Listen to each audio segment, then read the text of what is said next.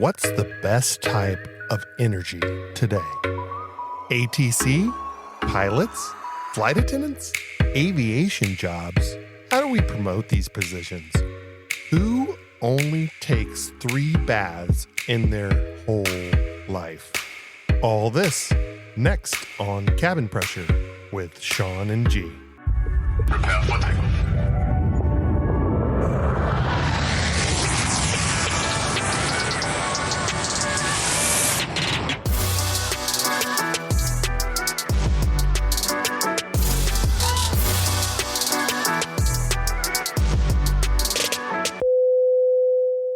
Hey everyone, welcome. This is Cabin Pressure. What's up, what's up, what's up? You know something? I was just sitting there and I was like, does the time fly? I mean, it goes by week to week, fast. Fast, man. I mean, I feel like sometimes like we don't even have time to do this. Like it's like, oh, we gotta do our episode. Oh yeah, yeah. And then when we get one done with one, it's like, okay, when are we doing the next one? Like, it comes easier, but it's still though. I mean, it flies. I was sitting there thinking that the other day. I was like, we just did this, and now we're getting together and doing it again. It went by quick. Anyway, what's been going on with you? Oh man, it's just life is happening. Got a leak in my basement, and that's a big suck. Yeah, I got a wet foot. Yeah. I told you there was a leak over there, but yeah, I got to freaking fix that. And still kind of like on the remnants of my last week project of the rerouting all my wires and stuff, everything. I'm finding out that there was a couple of wires that weren't connected up. One you needed. Yeah, one I needed, like, it was connected to my fax machine.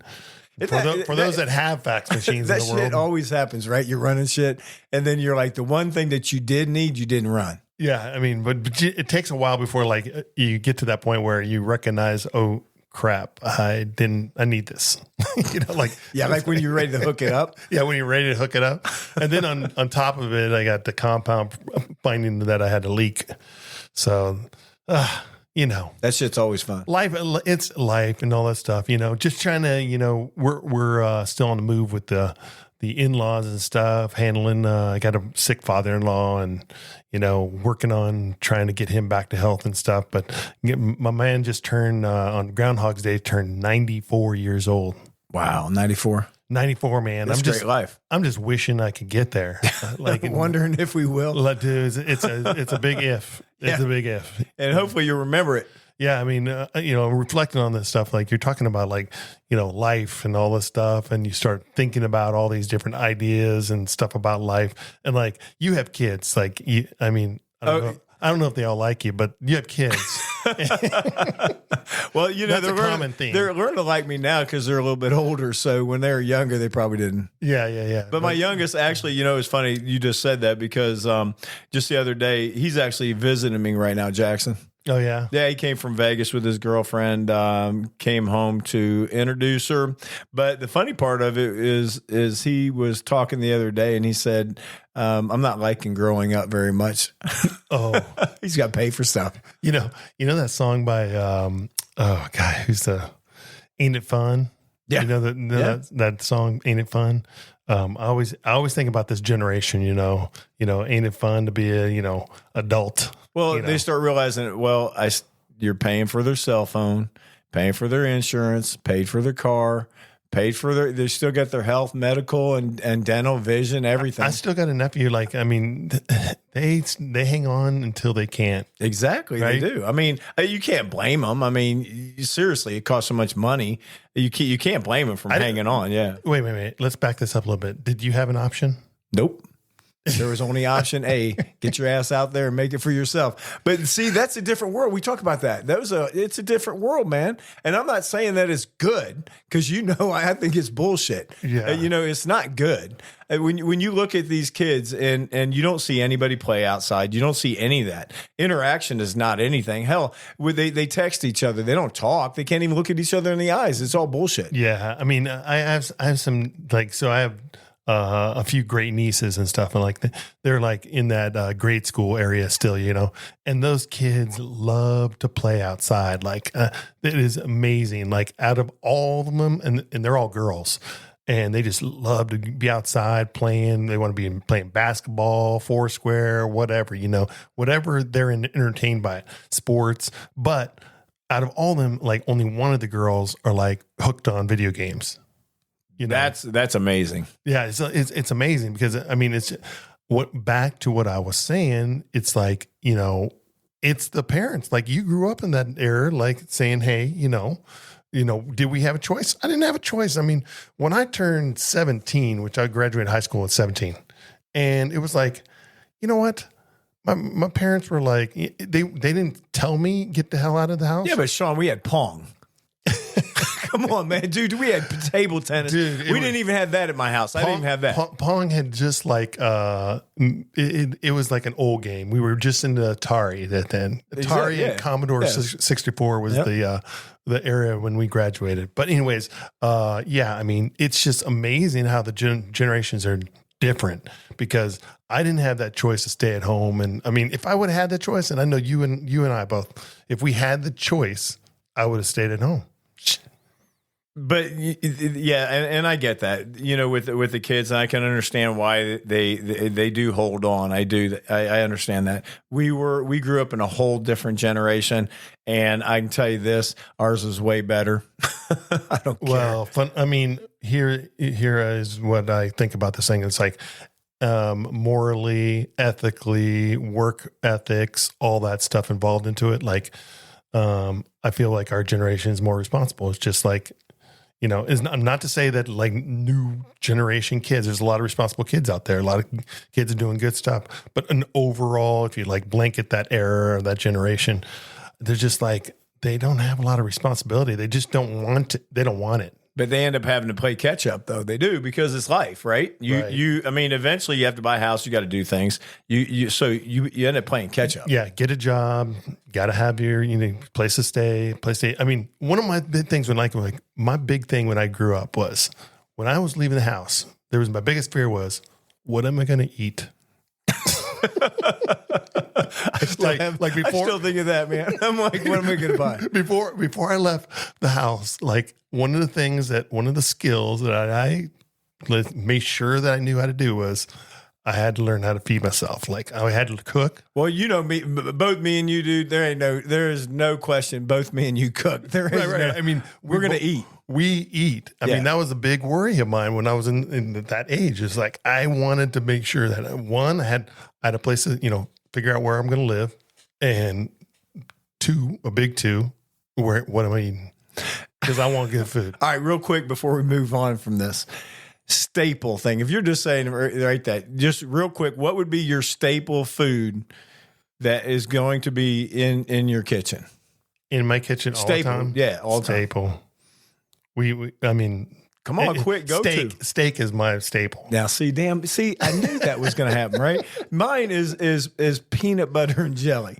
I'm like, mine is like, my go-to is like peanut butter and jelly and a glass of milk, and he's got to say a damn steak. Dude, steak, potatoes. I knew that was coming. Like the go-to meal, like in my house, and this also, is a generational thing, or an age thing, as we. The hell's a generational thing between peanut butter and jelly and steak? Well, no, hear me. It wasn't generational. It was more of an age thing. Right, yeah. It's like a financial state of where I'm at. The hell are you saying? Like, I'm at financial state of peanut butter and jelly, and you're at steak. Yeah, I afford steak. You afford peanut butter. Oh my God, I love that one. No, that's funny. This boy can buy anything he wants. That was too damn funny. All right, man. Listen, we got to get moving. We got to keep going here. This week, I was telling you, it was funny. A few weeks ago, we were talking about Ivanpah. Yeah, Ivanpah, that the big blinding mirror as you fly across the country out there in Nevada or wherever. The $2.2 billion bust. Bust. Yeah, they were just talking about it all over the news. They were sitting there talking about how it was just a big waste of money. This is something that I like. We talked about that, right? Yeah, we talked about Ivanpah and like all the the birds burning up and the reflection and what all it takes stuff. to actually operate it, how much it costs to operate, non-eco-friendly shit. Yeah. I mean, here's the thing: like now, this new administration here, and we're not trying to get political and stuff, but this new administration, their agenda, they're opening the eyes of some of these things that we thought were good, and we were like being forced to like, this is good. We should have electric cars, and we should have all this, wind energy and all this stuff. And they're now backing up and like, wait a minute.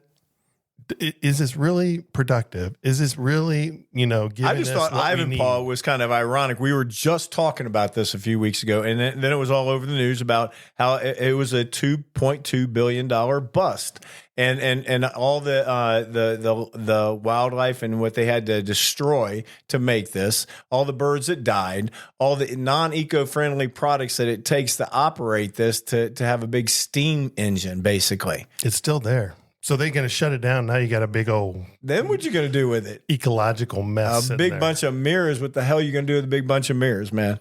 Yeah, it was just sell them. Yeah, I was just thinking. I was like, man, we just talked about that. It's great. But you know what's next? What's that? Damn windmills. The windmills. Yeah.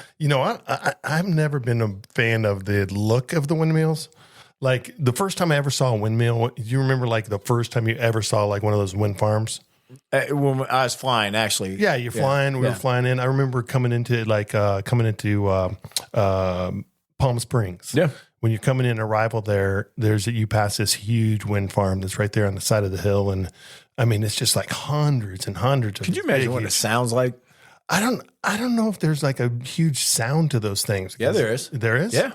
There's a huge sound to them. Yeah, I mean they're metal. I mean, it's gonna make a big sound. Yeah, there's got to be some type of hum or some type of something to it. But there's a shitload of hums out there. It's ugly, man. It is. It is. I mean, I like I said, I'm not a big fan of the windmills either. But they have them. They got Ivanpah, which is a bust, but. They say the best energy is the nuclear reusable energy. Yeah, I mean nuclear. There's nothing cleaner and nothing. They actually say it's safe. It is safe. The problem with this is that it's got a bad history as far as like the meltdowns. Like when it does have a problem, it has a huge problem. I mean, there's like 3 big, huge nuclear problems over our history that we know of. Right. That one, like when they had the freaking tsunamis over in Japan there, and it flooded the nuclear facility there. I mean, that place was wiped out for years and years. And I'm not saying nuclear is the way to go either. Right. I'm just saying that this is what they're saying. I mean, at one point they thought Ivanpah was going to be good. At one point they thought that the windmills would be good. Yeah, you got to keep on trying stuff. I mean, I do believe that innovation and like the whole energy and trying to find out what's the next type of energy to try to figure it out. And you gotta spend money, make money, and things are going to fail, right? We're going to make mistakes and all that good stuff. But I mean, you can't like I'm not the person that says shut down something, like no more oil, come on. Yeah, I know. They tried that before, didn't we? Well, no more oil. The common person doesn't understand that everything in the world that we are like everything that surrounds us. I mean, everything in this room products. Is made with oil. Yep. Like it's like we can't just shut off that type of energy source. All right. Now, here's another one. I got to go straight to this one because we're talking about everything that's been going on this week. The Grammys. Did you see any of that? No, I've been so distracted with other stuff. All right. Just going to touch on a couple of that. Kanye West's girlfriend, that Bianca, stands there freaking naked, Sean, basically. No clothes on. I saw one photo of it and I literally like it. I was walking through, was walking through the room and it stopped me because I was like, is she naked? Yeah, but how could they let that happen? I mean, just right there. I mean, you don't know how many kids, whatever. She's standing there damn naked. Dude, Kanye, he's a strange bird. There's a lot of strange birds. I know he's out in that area of the United States. And did you see Will Smith's kid? One of them was wearing a damn hat it was like a house. Oh, it was like a black house. I just saw that. That was his kid. Out of it. Yeah. Yeah. It was like the hair. It would look like the hair was made into a house. It was a house. It was a hat. Right? Exactly, with his face sticking at him. I'd be like, yeah, that's my damn boy up there. That's my boy. He's in the house. Yeah, he's in. I didn't think that's a good one. I like that one. He is in the house. He is in the house. He brought his own house. Yeah, truly. Hey, but then you had Beyonce.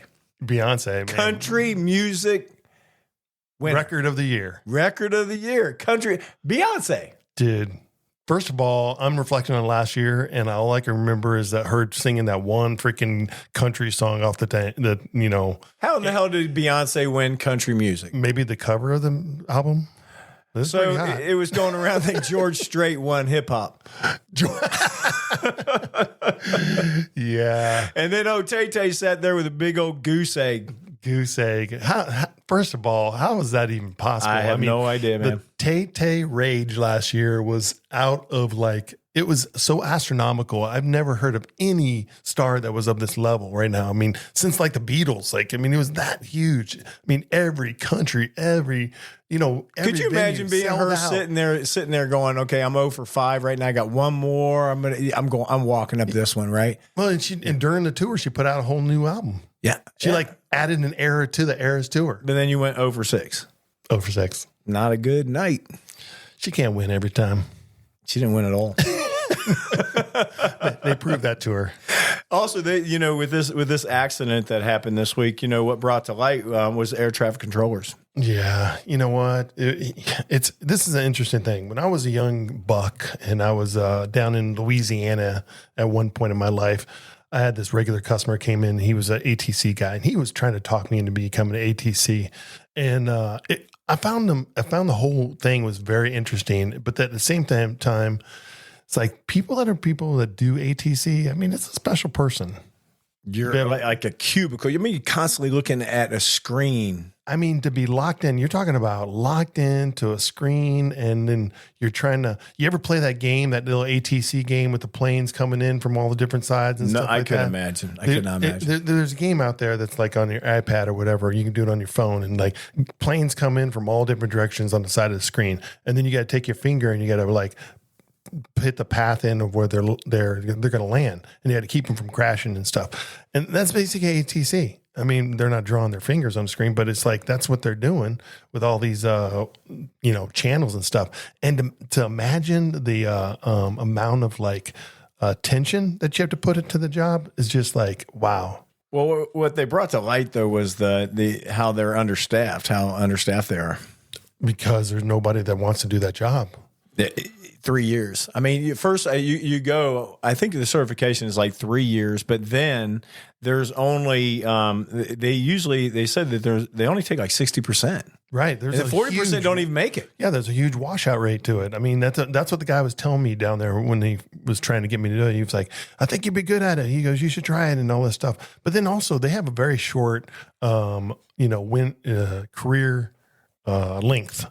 They can only be from 30, right? From 30 to 56. 56 is they got to retire by 56. Yeah, retirement. Yeah, but they have an accelerated pension too. I mean, but regardless of that, how many jobs in this world that the life of your job is 26 years? It's stress. I mean, imagine. I mean, these planes land every 30 seconds. Yeah, right. Depending on where they're you're stacked at, on top of each there's other. lots of different ATC duty stations. You can have the one that you're in the middle of Iowa, sitting there, doing the planes going overhead, and there's no airport involved whatsoever. But then there's airport people, and there's all those different layers of ATC too. Well, the scary thought though, truly, is that fully staffed it's 14,300 controllers. 14,000. Wow. We only currently have 10,800. Yeah. That's crazy. I mean, that goes to show you that there's certain places in this government that need to be very overwatched as far as there's somebody that should be, their head should be rolling for not having staffing. I mean, it's like our military. If our military starts dropping down, I mean, somebody's out there, in the recruitment staff, we're going, we need to get more, what do we need to do? There's got to be an incentive though, right? Yeah. I mean, when you give them incentives, exactly, signing bonuses. And I've stuff never, like that. ever, have you ever seen an advertisement to become a ATC? Nope. Never. But we're understaffed, and it's a area of the government that we need to have staffed. High end pay of an air traffic controller is $158,000 a year. People don't know that. Yeah. I mean, I wouldn't want the job. Don't get me wrong. I mean, I would not want to look at a screen all day. I would not want to do what they do because it's crazy out there. How many airplanes? They start off at 60, right? Something like that. 60,000. Yeah, they start off at 60, but that's why I say that the high end it's 158. Now, if I'm in a field out in Kansas where I'm just kind of regulating a few planes going by. I'm good, right? You're a central controller, just, you with know. that pay and all that stuff, I'm good. I'm But perfect. Take that same person, you put him in New York. Exactly. Your tower ain't as big, but, you know, that's fine. Well, here's the thing. It's just like kind of like in our job, you know, you put the people in these places that are high populated, very expensive to live in and stuff. Now you have controllers who are like, how do we get these controllers here? Because we need to pay them. If 158 is the top end for somebody in New York airspace, I mean, I'm not going there. They're not paying enough. Well, think about this. For 2024, they had 1,800 new trainees. 1,800. Now think about that. 60% actually make it through the program. 40% either retire or they quit or resign or they stay in training. So 60% of that, even if you put those out there, you're still understaffed. Yeah. And then you have retired, and I mean, that's a mess. That's truly a mess. And these guys it's at the FAA training facility in Oklahoma City.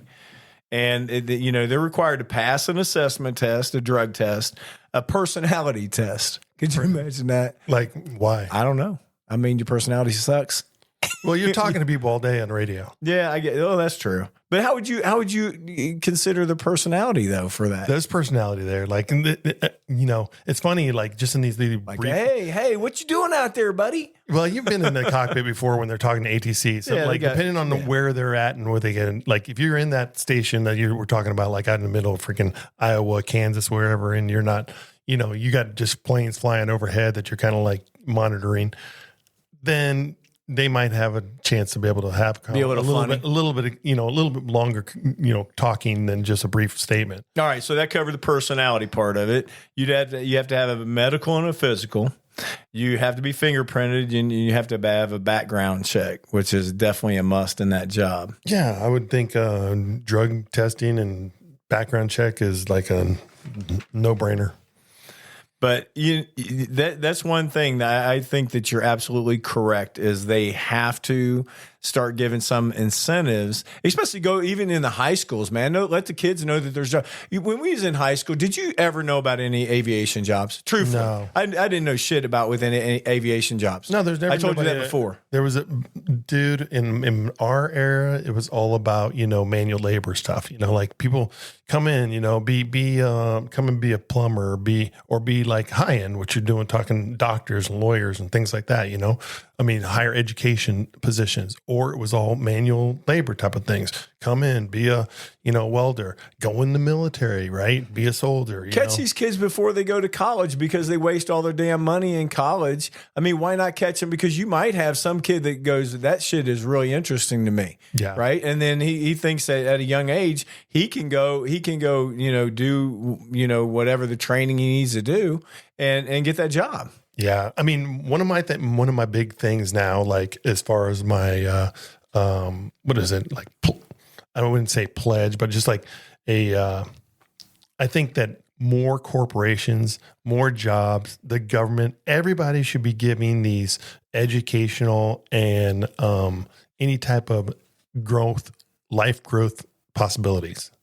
They need to do it in high school because these kids are wasting their flipping money in college. But right? It needs to be advertised. Like all of it has to be advertised. Like, I mean, I'm like right now I'm enjoying this. I'm doing an Uber Eats scholarship through Uber Eats that end up happening through COVID. But I already finished one degree. I'm going for my second degree right now. And like so many people and kids in the world don't know about that type of stuff. And I think that's falls on the same ears of the ATC. Like, the government should be out there incentivizing these things, trying to get these positions up. And there should be a department just like the Defense Department has like people that are recruiting, there should be recruiters for the ATC that does and has a funding to recruit the staffing, because aviation is not going anywhere. Aviation is going to get nothing but bigger, right? Because the corporations that are out there that are flying and want to fly in the skies are just going to grow.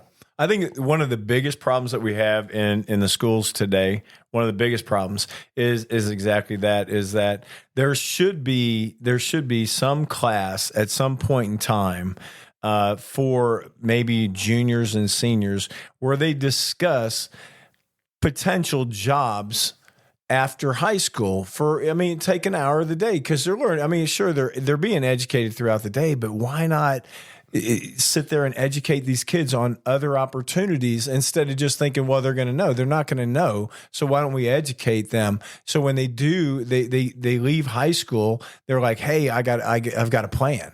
Yeah, you know what? It'd be really cool to be like have this vocational aptitude or a vocational exploration class that was in high school where you can go in there and be like, hey, here, first of all, the instructor to this thing can be like, they can have a current, job openings thing. Like, this is how many jobs are in the world. Like, these are the types of jobs that are out there. These are all the different places that we need people to go into. And if you don't know about this, like, what are these things? I'm always interested in like what cracks me up. Like when I'm on the plane, I'm always approaching people when I see or hear people that do, or when we're talking the passengers and stuff. And I hear people that, are doing some of the jobs. I mean, one of my first questions is like, what was the road to get to that job? Like, how did that happen? How did you find out about that? Well, we did that with Gary Brecka. Yeah. I mean, Gary Brecka, exactly. Yeah. He like we don't know like where, how these happen. I had a guy on the plane, met him. His name's Paul Vogel. He's a shark photographer. I mean, his Facebook site, you blow your mind. But his real job's a lawyer, but he became a professional shark photographer. But they wouldn't know. That's my point, though, is that in the schools they got to do something different because these kids are going out from high school and they have no clue. They have no clue. I mean, they go to college, no clue. They wouldn't even have to go to college. They save a shitload of money. They have some kind of path if they just started educating them the junior and senior years about all these different jobs. I mean, could you imagine just talking about aviation? So you have more pilots, you have more flight attendants, more maintenance guys, more controllers, just because their eyes were opened up to aviation. And none of these kids knew about it. Or guess what? Hey, listen, you want an education? Uber. Do this. You know why? Because this guy, what he did is he got an education by doing what? 4 hours of Uber Eats. Yeah, 4 hours Uber Eats, and then they wouldn't believe for my college. They would not. They would not believe this. They would not believe it, Sean. I don't care what they would not believe it. But see, that's the stuff that needs to get done in these schools. Junior and senior year, they've got to educate these kids. They got to start telling them about what jobs are out there, giving them opportunities, other than just say, "Hey, you got to go to college." And that's the way to go, because then you go to college and you spend 4 years not knowing what the hell you're doing. You come back out and you got a job that does nothing that you went to school for. Well, it's like that first year of college. Like, I think the whole system is broken in fun. I'm like in total support of what you just said.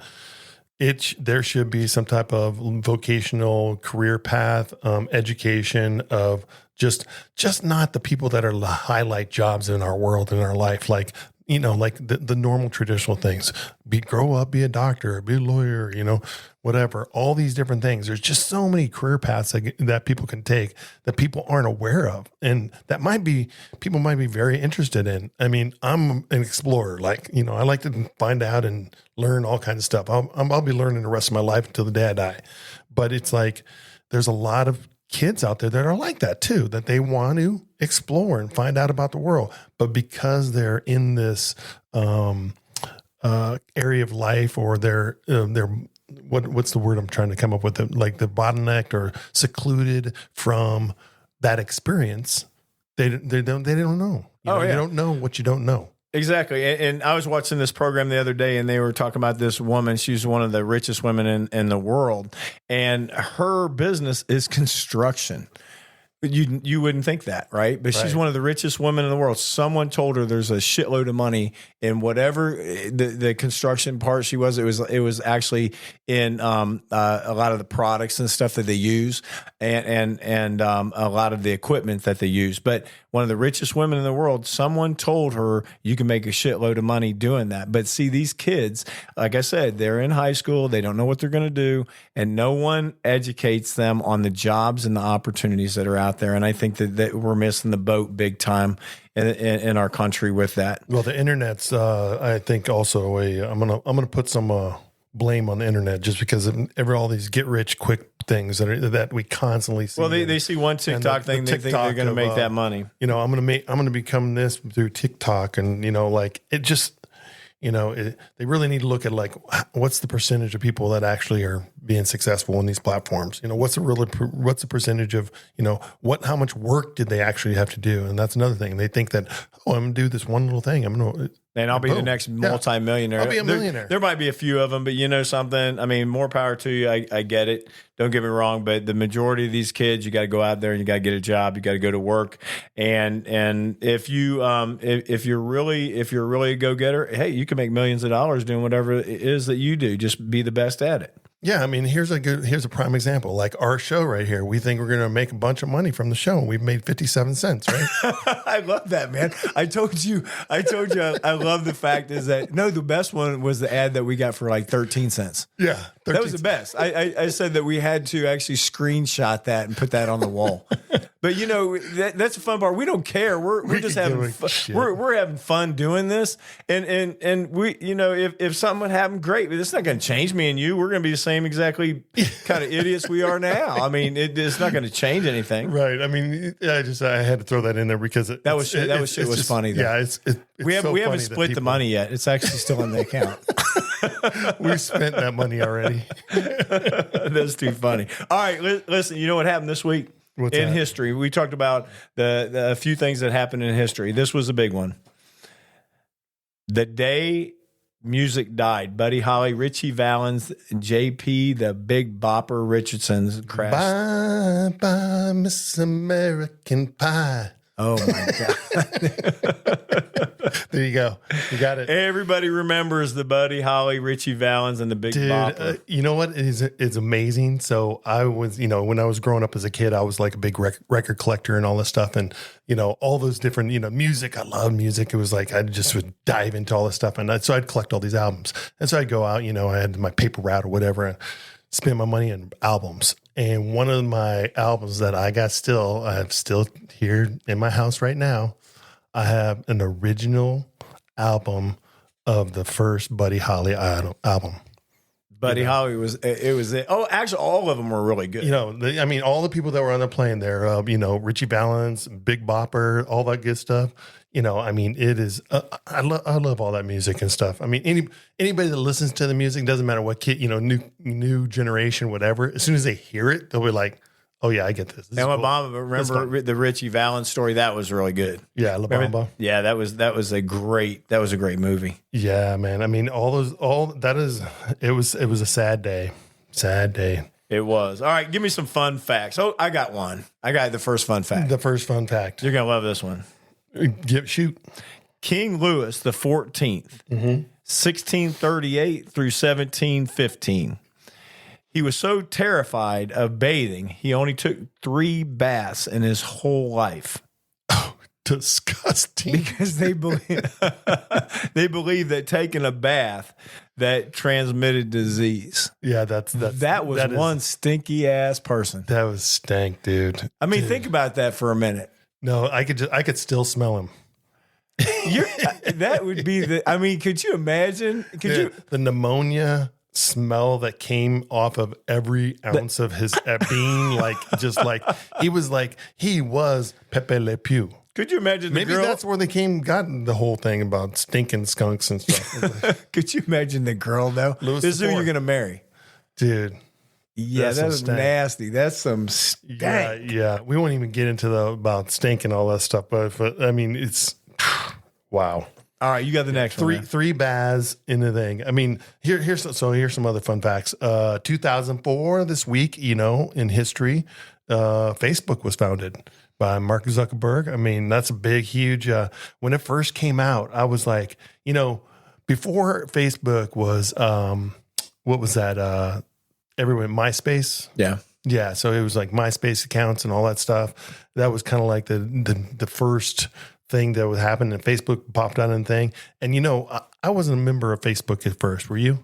Yeah, I was, because I loved it because you was able to actually keep in touch with people, watching their families grow. No, like in 2004, you jumped right into it? No. That's what I'm asking. Yeah, At first, it was just like this teenage thing. It was like all teenage, because I remember know better than that. Yeah, like my buddy's son and daughter, Taylor and Shelby, they were like telling us, about Facebook, and I signed up for the Facebook account and they're like, really? Like you're an adult, you shouldn't be here. You like, it was that generation's trying to make it theirs, like I was like, oh Yeah, I'm still part of it. yeah. Well, the idea behind it, like the idea of being connecting to people and all that stuff. And for me at the time, especially like my family's military and we're all spread out over the world. And for us to have a central point of connection, it was just a cool idea. Right. That's the reason why I was on there. I thought it was really cool. Yeah. So Still think it's kind of cool. I mean, there's a lot of different things that go with it, but it's still cool watching people's families as they get older, grandkids, all that stuff. I still like it. Oh, we like it. In fact, we just got over 1,000. We went over 1,000 membership followers in our Facebook account. That's actually that's pretty good. Whoop whoop for us. Well, that's the only grand we got because we still were talking about like 57 cents. So. Yeah. So, here's the other thing too. Some other fun facts. 1869. Last week we were talking about the world's largest snowflake. The world's largest gold nugget. I'd rather see that one. I'd rather find that one than a snowflake. Could you imagine that shit? Could you imagine just seeing it? I mean, you're just your face when you're digging. You see it. Yeah, I want to say it was like 18 pounds of something like that. It was crazy, a gigantic piece of gold. I mean, that's awesome. But anyways, February 7th is a you're gonna love this. Wave all your fingers at your neighbor's day, and send a card to a friend day. Who made that shit up? Why? That's the dumbest damn day. Seriously, who made that shit up? Why is wave all your fingers a thing? Like, I don't like, how do you wave without using your fingers? That's stupid. That is dumb. All right, go. Just go past that one because that one was really dumb. Today as we're recording, it's February 6th, and I'm going to tell you right now, I'm not sending you a card tomorrow. Let's go. Don't wave your fingers at me either. I'm going to wave your fingers as you leave my house. Yeah, wave fingers. Yeah, go ahead. 1992, said Fred, man, hit number one with the I'm too sexy for my. You are fucking killing me today. Oh my God. Dude, right, that song, you know what? It's like, how many of these songs come in history where they just repeat the same thing over and over? I can just picture you in a club. I can picture you in a club dancing to that right now. Oh, I saw you dancing to that before. Don't be like you picture. I'm too sexy. No, I don't think I danced to that one. No, I didn't. But go ahead. Yes, you did. Anyhow, 1894, my favorite point in history, Hershey founded the Hershey Company. I like a good Hershey bar. Dude, I do. I love that little thin Hershey bar. It's a standard of chocolate to me. Love that one. Is that like your favorite chocolate? Like you're talking about like any chocolate in the world. I mean, there's some good chocolates out there. Swiss chocolate. I'll stick with the Hershey bar. Doves, Hershey. I'll stick with the Hershey. There's. Do you put them in the freezer? Dude, I do it all. You snap it. Yeah, you snap it, break it. A Hershey bar, it's in that pattern of all those little Hershey little All right, squares. Now tell me this, right? So when you eat that first Hershey bar, right, and it goes by fast. Yeah, melts quick. Did you think about another one? Oh, dude, before he was even done.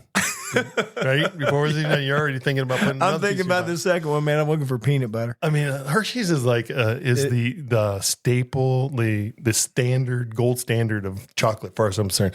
I mean, there's some other fantastic chocolates out there because I can name some other ones. Like Dove is Dove chocolates. Hey, they're the shit too, right? No, but it's not the standard. I would take marketing Hershey's. and all over the United States, and then we're speaking from a United States perspective here. Right. I mean, you're talking about Europe and stuff. The Swiss are me like, oh hell no, oh hell no. We got Hershey's. All right, Hershey's. Anyways, Hershey was there, and this is a crazy one, and you're going to think about this. The inventor of Frisbee.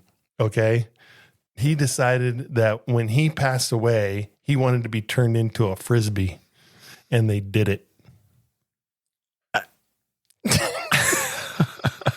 I have to ask, okay, how in the hell did that happen? I mean, they're saying this dude wanted to be like that was is what he wanted to be remembered as. So they took his ashes and they made his ashes into an actual Frisbee? Not from what I understand is like they put his ashes into like a series of Frisbees. So there was like a series of Frisbees. So they gave him out? I guess. I don't know, man. I mean, it's weird. It's a quirky shit. That's some quirky shit. All right, man. Good. That was strange one, man. Like that was you're strange. Like, wow. All right, wow, that was wow. strange. The other thing is do people think that chimpanzees have more hair than humans? That's I don't know. Well, in this week they found out that that's a false statement. Like people used to think that there's more hair on a chimp because they're so hairy, like their entire body's all hairy, that they have more hair than humans. It's just that we actually have the same amount of hair. Do you remember Kojak? Do you think? You think he qualified? Do you think Ham had as much hair as Kojak? Yeah. You remember Ham? Dwayne the Rock. Yeah, there are exceptions to the case, but I mean, on average, the human body has as many hairs as a chimp. It's just that we have different hairs. Like we have they're like small follicle hairs, for they're like this long hairy hairs like on top of our head. We talked about some real weird shit today, dude. Hey, we will talk about anything. I did like that one though. In fact, if you want us to talk about something, send us a message at Facebook and be like, "Hey, talk about this." We talk about some crazy ass shit, but hey, let's go to the destination. Destinations, man. This week we're gonna do Chattanooga, Tennessee. Chattanooga, Tennessee, man. We've been going there since I was a little kid. My grandparents lived there. Oh, that's awesome, man. You know what? That's one of the things. Like my grandparents lived in Arkansas, just outside of this little lake. I can't think of the name of the lake. I want to say Lake Bull Shoals for some reason comes to mind, but it was in the Ozark Mountains. It was just cool going to visit the grandma in the South. I'm just wondering who named that. What's that? Bull Shoals? Dude. Bull Shoals? Bull Shoals. That's it's a lake. One of the things I remember the most about Chattanooga was Lookout Mountain. Very, very cool, man. You get to take this trolley up the side of the mountain to the very top.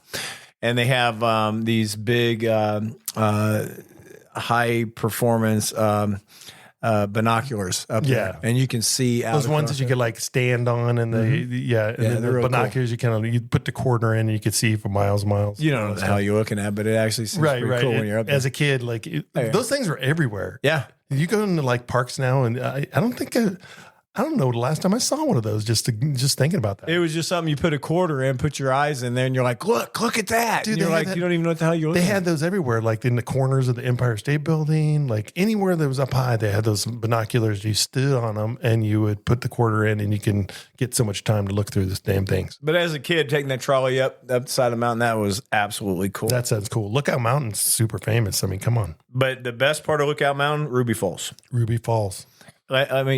This one we did, Sean, I'm telling you, if you ever get an opportunity, go to Ruby Falls because it is the coolest thing. You're going down underground and you're in these caverns.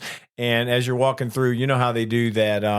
They're talking to you and they're telling you about like when the miners first came into these caverns and all of a sudden, as they're talking, all the lights turn out in the cavern. Dude, you can't even see you can't see shit. I mean, it is pitch black. Yeah. And as you're standing there, they're still talking to you. They're like, it's safe. Just keep walking. Keep your hands on the side of the wall. And you're sitting there going, this is nuts. And you're feeling this cold wall. It's wet and damp. And as you're getting closer, you hear this water. And it's gushing. I mean, it is this just gushing. Yeah. And you're like, what the hell are we doing? You're hearing a waterfall. Yeah. And you know that you're kind of like circling around. You're walking around in a circle. And then they tell you, they said, well, in Ruby Falls, when the miners first broke through, this is the first thing that they've seen. And they flashed this big spotlight up on this hole up in the top. Now it's still black. You can't see anything. Yeah. Just seeing the spotlight of the hole where the miners came through.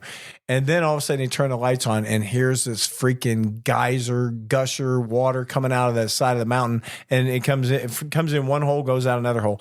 Most amazing thing, man. It is absolutely beautiful. I mean, it is so cool. It's one of those things. If you're at Lookout Mountain, don't miss it because it is very cool. You will remember it. Are you a spelunker? A spelunker. Yeah. Are you a spelunker? I would say no because I'm still trying to wonder what the hell you're talking about. Spelunking is cave diving, like going into caves and like checking out caves and Do I look like a damn spelunker to you? Dude, you are a spelunker. I ain't no damn it's a spelunker.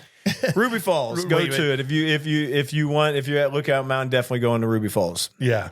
The other thing, they got the Tennessee Chattanooga has all kinds of stuff to. I mean, we're just gonna like briefly touch on Chattanooga, but they got the aquarium there to see. They got other museums and stuff to see. But one that you definitely, if you get a chance to stop in, is the National Medal of Honor Heritage Museum.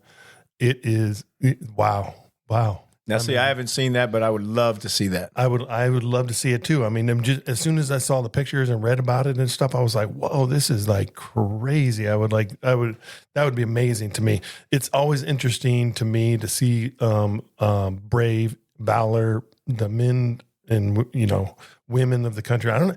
Has there been women Medal of Honors? I don't know. That's a good question, but I mean wow. Honor them. I would definitely stop in to see that museum.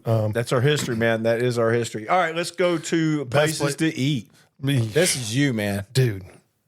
Top 3 places to eat in Chattanooga. Place called Stir. 1885 Grill and the Public House. These are places that are like the highly rated places into Chattanooga that you should check out. There are hundreds of restaurants there and stuff like that, but those are 3 that are the big highlights of Chattanooga. Love Tennessee, love Chattanooga. The state is beautiful, and it is definitely something. If you are in Tennessee, stop at Lookout Mountain, stop at Ruby Falls. Definitely hit that national Go spelunking and spelunking. The other thing about Tennessee, I'm going to tell you, like, Tennessee is actually a place that we're considering like retiring to. Really? I mean, Tennessee it is a beautiful, beautiful country from end to end. The state has just so much to offer. I mean, if you get out there to see the Smoky Mountains, to see Chattanooga, to see Nashville, to see all the, Asheville, all these different places, that are in the Tennessee region. I mean, check it out. It's a beautiful state. But anyways, let's wrap it up here and let's talk about the quote of the day. Quote of the day. The struggle you are in today is developing the strength you need for tomorrow. Don't give up. Don't give up. I love that one. That's actually a really cool one. All right, guys. It's just it's apropos for what happened at the beginning of the thing. My freaking basement's flooding. Got a leak in my basement. And my foot's still wet. Yeah, there's a struggle, but I'm not going to give up. All right, guys. Hey, it was a lot of fun. You guys have a great week. Can't wait till next week. And we will see you again next week on Cabin Pressure. Thanks for listening to Cabin Pressure with Sean and G. Please follow us on Facebook, leave us a comment, and we'll see you next week on Cabin Pressure.